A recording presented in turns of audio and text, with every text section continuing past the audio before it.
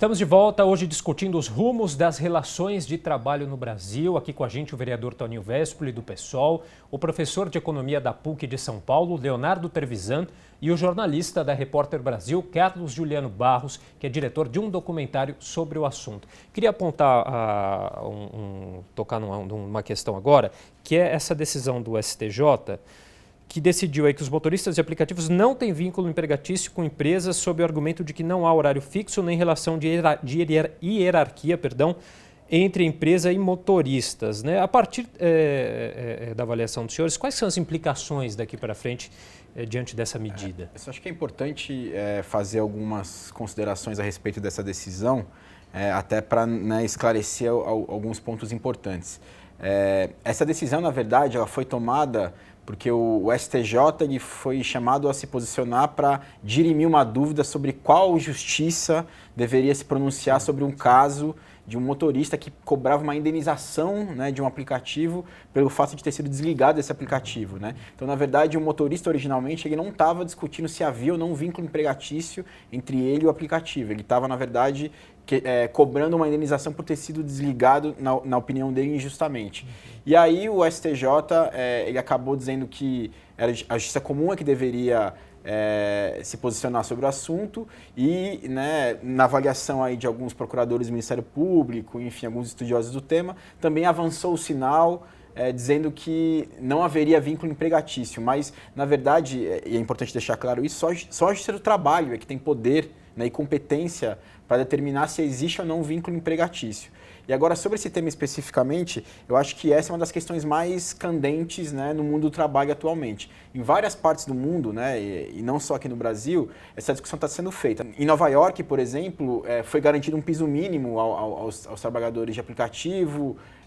Em outras partes do mundo também, na Inglaterra, por exemplo, na França, já foram também reconhecidos esses direitos. Então, eu diria que essa é, de fato, uma das questões mais importantes hoje no mundo do trabalho, né? Essa discussão dessa relação entre trabalhadores de aplicativos e plataformas, porque se você levar em conta aí os 4 componentes que existem, né, que caracterizam uma relação de trabalho, subordinação, onerosidade, habitualidade e pessoalidade, né, me parece claro que todos eles estão presentes. Os aplicativos dizem que os trabalhadores eles têm liberdade para escolher, mas a flexibilidade ela não é incompatível com o vínculo.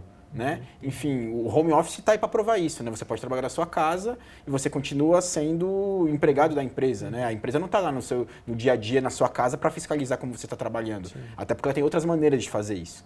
Né? Então, e fora isso que as empresas têm uma série de mecanismos para prender os trabalhadores ao trabalho, oferecendo incentivos, penalidades, né? Então, enfim, eu acho que essa é de fato um debate central no mundo do trabalho hoje.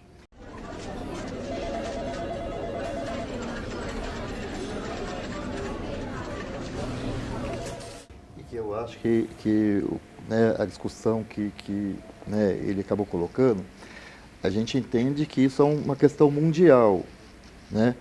Por quê? Porque os trabalhadores no mundo todo também estão lutando contra essa precarização. E aí não é contra a tecnologia, mas assim, olha, tem que ter um mínimo de seguridade social, tem que ter um mínimo de questões que garanta a sobrevivência das pessoas. Aqui, por exemplo, no Brasil, tem casos que as pessoas não têm mais casa. O cara trabalha 15, 16 horas por dia em um carro e dorme dentro do carro, já, para trabalhar no outro dia. A gente naturalizou ver menino pedalando 100 km por dia. Né? E aí, uma coisa também que tem que discutir, que eu acho que também ele colocou muito bem, que modelo de sociedade a gente quer? Esse modelo de sociedade, as pessoas aqui, na Câmara Municipal, que eu percebo, defendem bastante a família. A família vai viver dentro de um carro. É esse tipo de sociedade que a gente está falando, né? Que tipo de família? Porque uma pessoa que tem esse tipo de vida, nem família ele vai constituir. Porque ele não vai querer que um companheiro, uma companheira, seus filhos vivam em uma situação dessa. Né? E a gente está vivendo um momento, né, da nossa sociedade onde as pessoas não estão conseguindo ficar com as suas faculdades mentais, né? O maior número de suicídio hoje, o suicídio na juventude, eu acho que a segunda causa de morte no Brasil é suicídio. As pessoas, você vai, por exemplo, eu sou da educação, a gente vê o tanto que as pessoas tomavam remédio de tarja preta.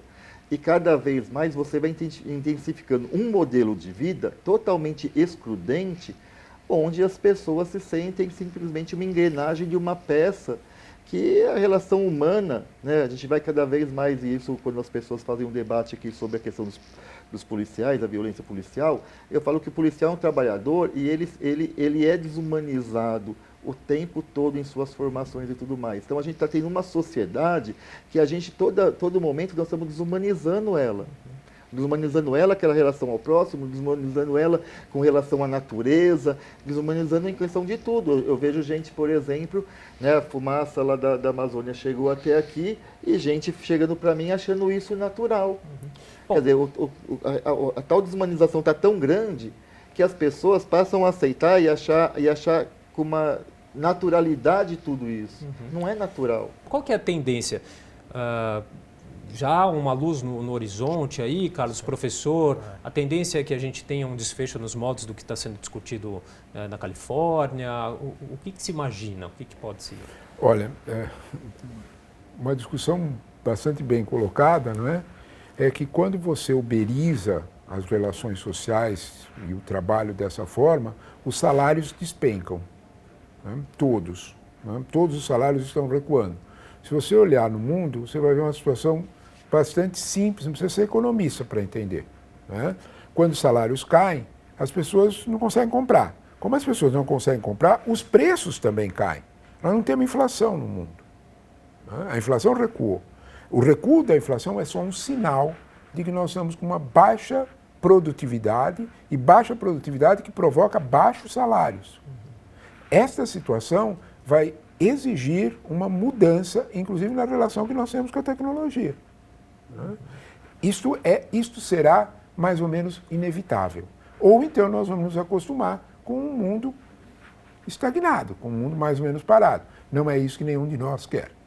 Sejam os empresários, sejam os trabalhadores, nós vamos ter que, de alguma forma, repensar esta situação de modelo de trabalho. É um pouco este é o motor que faz o Vale do Silício, a área da Califórnia, dizer o seguinte: o que é que ficou decidido na Califórnia? Você pode sim uberizar relações de trabalho, você pode sim terceirizar, não na atividade essencial. A atividade essencial, ela continua uma relação em que você precisa, de alguma forma, pagar um salário decente, em que a pessoa possa ter uma evolução de vida pensada. A uberização, ela está por trás de uma diminuição das camadas médias. Certas decisões políticas no mundo que, de alguma forma, estão preocupando todos os sensatos, elas são provenientes desta decisão. Não é de graça que nós temos essa decisão. Quando você assusta a classe média, ela vota assustada. E quando ela vota assustada, ela vota por demagogos. Isto é assim desde a Grécia Antiga, isto não é de hoje.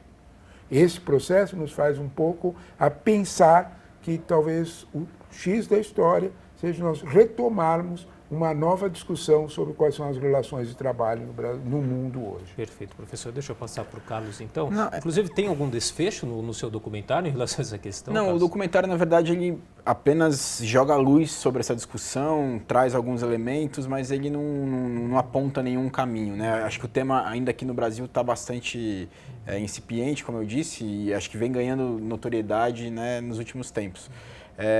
Mas, enfim, eu acho que já existem aí mecanismos de regulação presentes, inclusive, na própria legislação brasileira. Agora, é importante ficar atento também ao que vai acontecer lá fora, né? Enfim, se essa regulação passar na Califórnia, né, que é o berço desses grandes aplicativos, isso certamente vai ter um desdobramento em nível mundial. O fato também de aprovar a lei não quer dizer que ela vai ser necessariamente cumprida, até porque também ela precisa ser regulamentada, e enfim, né?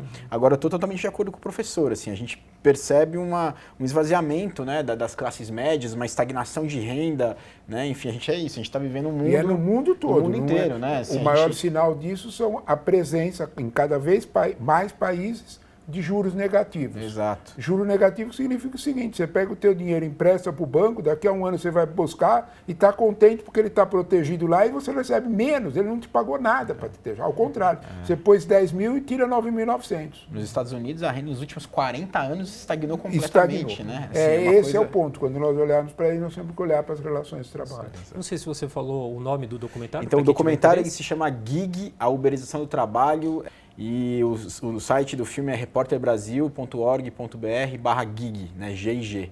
Ok, perfeito. Bom, para finalizar, então, a consideração final, vereador.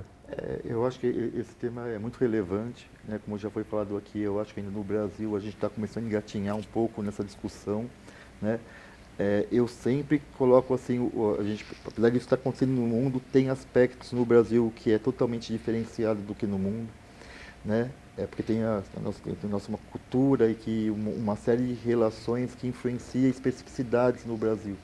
E uma das especificidades é que, infelizmente, a nossa burguesia nacional, né, eu acho ela bastante tacanha, né? Então, quando eu falo isso, eu acho que se os trabalhadores, né, não levarem em conta que eles têm que ser o protagonista dessa discussão, eu acho que a burguesia nacional vai fazer essa discussão muito tardia, no meu ponto de vista. E eu acho que até lá, a qualidade de vida, inclusive a produção de morte, porque é disso que nós estamos falando, né? Quando alguém trabalha 17 anos, atropelou alguém porque está cansado, as pessoas estão morrendo por conta dessa uberização. Então, eu acho que os trabalhadores que têm que achar uma solução para isso, porque eu acho que a nossa burguesia vai dar respostas, mas muito tardias. Tá certo. Bom, infelizmente o nosso tempo já terminou. Eu queria agradecer a participação do vereador do PSOL, Toninho Vespoli, do professor de Economia da PUC de São Paulo, Leonardo Trevisan, e do jornalista e documentarista da Repórter Brasil, Carlos Juliano Barros. Também agradeço a você que nos assistiu. Se você quiser rever esse ou qualquer outro dos nossos programas, acesse saopaulo.sp.leg.br/TV Câmara SP, um dos nossos canais nas mídias sociais. Até a próxima. TV Câmara São Paulo, assista, fique sabendo.